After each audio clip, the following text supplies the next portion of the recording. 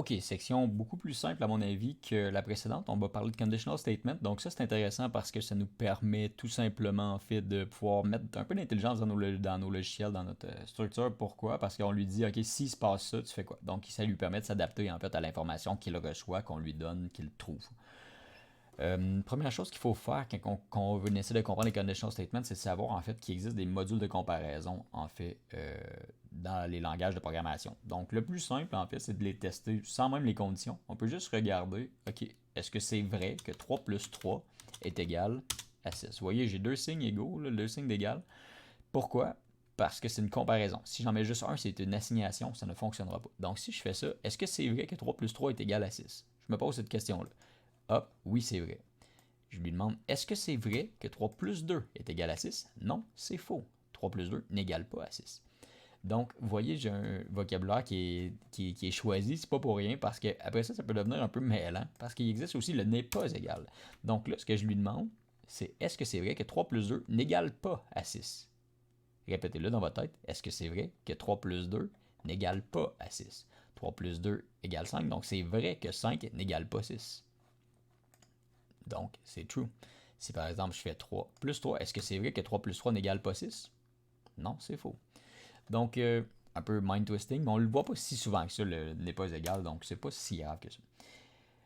Il y a l'égal égal, il y a le n'est pas égal, il y a le plus petit, il y a le plus petit ou égal, il y a le plus grand, il y a le plus grand ou égal. Donc, vous pouvez utiliser tous ceux-là assez facilement, il n'y a pas de problème. Après ça, il y a des opérateurs logiques qu'on peut additionner, donc AND, OR et NOT, par exemple. On va pouvoir les utiliser, je vais vous les montrer un petit peu plus tard. Donc, on pourrait se faire un petit exemple avec ça, un petit exemple un peu plus concret, ce serait le fun. Donc, nombre magique, par exemple, est égal à 7. Là, après ça, on pourrait dire, OK, le guess de l'utilisateur, c'est quoi? C'est, là, n'oubliez pas, il faut qu'on convertisse parce qu'on veut comparer avec un integer. Si on n'aura pas le choix, si je le fais pas, ça ne marchera pas. Vous pouvez l'essayer, ça va vous bugger ça dans les mains. Donc, guess int, quoique, non, c'est sûr que ça va bugger. Guess, on va mettre un input, hop, et là, on va lui dire quel est ton nombre.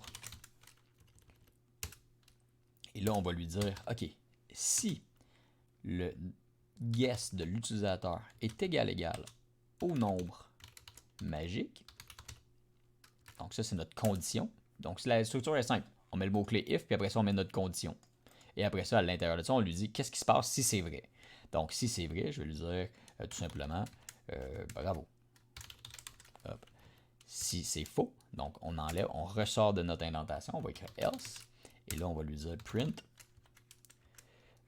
bouhou. OK. Donc, essayons ça, voir si on est capable de faire fonctionner notre premier jeu. Si on écrit 2, il va écrire bouhou, parce que c'est tout simplement ça qu'on lui a demandé de faire. Si on écrit 7, il va écrire bravo. Et voilà. Donc là, vous avez la coquille d'un premier très petit jeu, très très très simple, mais on a la logique de base. Donc, ça, c'est le if-else. C'est intéressant parce que dans le fond, je vous ai mis un petit if. Là, dans le fond, là, c'est tout simplement ça. C'est que si vous avez une condition, ça, c'est votre condition, ben, si elle est vraie, tu vas faire ça. Si elle est fausse, tu vas aller de l'autre côté. C'est tout le temps ça, c'est des espèces d'embranchements. Puis c'est intéressant parce que dans le fond, vous avez plusieurs possibilités. Vous pouvez faire justement ça de base, là, if else comme ça, juste un embranchement, il n'y a pas de problème. Mais vous pourriez faire ce qu'on appelle aussi des nested des nested. Donc, on pourrait dire, OK, dans ce if-là, ben, on pourrait lui demander une deuxième fois un autre if, par exemple. Donc, vous pouvez mettre un if dans un if dans un if, ça s'appelle des nested conditions. Vous pouvez faire des conditions, en fait, qui se chaînent. Donc, il y a un autre mot, donc on pourrait lui mettre plusieurs autres conditions. Donc, elif, donc pour else if, finalement. Donc, on pourrait lui mettre une deuxième condition de cette façon-là. Ou on peut aussi le faire d'une autre façon avec les opérateurs. Je vais vous montrer ça tout de suite. Donc, désolé, je ne l'ai pas cliqué là-dessus. Peux-tu arrêter, s'il te plaît? Merci. Clear. Yep. Donc, qu'est-ce qu'on peut faire? On peut lui dire... OK, ça, c'est vraiment un mauvais exemple. Je ne veux pas que vous fassiez ça dans la vraie vie. C'est pas comme ça qu'on fait un système de login, mais je vais juste vous le montrer par principe. Casey Cool. Et password user. Regarde là. Mon password, ça va être 1, 2, 3, 4, soleil. Mon password préféré. Et là, on pourrait lui dire if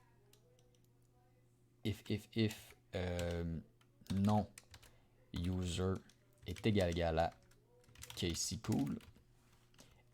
end, donc, et que le password user est égal à 1, 2, 3, 4 soleil. Hop, ça c'est notre condition. Elle commence à être longue, mais elle peut être bien plus longue que ça. On peut lui dire, ok, print, par exemple. Vous êtes connecté à un système absolument pas sécurisé. Et on va lui dire else, par exemple. Ça pourrait être tout simplement mauvaise combinaison. Blabla. Donc, est-ce que ça fonctionne? Et voilà. Donc là, j'ai mis non-user là, ça fonctionne, c'est ça. Et là, après ça, on aurait pu s'amuser, on aurait pu mettre complexifier la chose. Donc, on pourrait dire, à place d'avoir le nom ici, puis le password ici, on pourrait lui mettre tout simplement des inputs. Donc, input. Donc, je l'ai-tu bien? Non, j'ai écrit in-out, ça ne marchera pas. Input. Le username. Input. Hop. Password. On a quelque chose d'un peu plus interactif. Donc là, il va me demander mon username. J'ai écrit Casey Cool. Et j'écris password 1, 2, 3, 4 soleil. Et voilà, vous êtes connecté à un système absolument pas sécurisé. On peut l'essayer une deuxième fois. On écrit Casey Cool. Et on écrit password 1, 2, 3, 4 soleil. Vous voyez, en fait, il me dit mauvaise combinaison. Pourquoi? Ben justement parce qu'il faut que pour que ce soit vrai, on lui demande est-ce que c'est vrai que le nom de l'utilisateur est égal à Casey Cool et est-ce que c'est vrai que les deux, que le password est 1, 2, 3, 4 soleil. C'est et. Si j'écris or, par exemple, ça veut dire ou. Donc, si j'y écrivais, ce serait non, un ultra mauvais système. Si j'écris Casey Cool, comme ça, et que j'écris 1, 2, 3, 4 lune, vous êtes connecté à un système absolument pas sécurisé, ça serait drôlement encore plus vrai. Donc, vous comprenez, c'est un ou l'autre. C'est une des deux conditions, en fait, qu'il faut que ce soit vrai. Si j'écris et, ben, il faut que ce soit les autres. Si c'en est une, il faut que ça en soit une, pas l'autre. Donc, le not. Donc, and, or, not. Les trois opérateurs logiques. Donc, ça fait un peu le tour des plus petites, les petits conditionnels. On va en voir d'autres, en fait, qui vont s'appeler les switch cases plus tard, mais pour l'instant, c'est suffisant. C'est ce qu'on utilise le plus fréquemment. Sachez qu'il existe justement les nestés. Là, on peut pouvoir faire les nestés. Je vais vous mettre des exercices à ce niveau-là aussi. Et ceux qui s'additionnent en fait un après l'autre. Donc, les combinaisons multiples. Donc, c'est ça.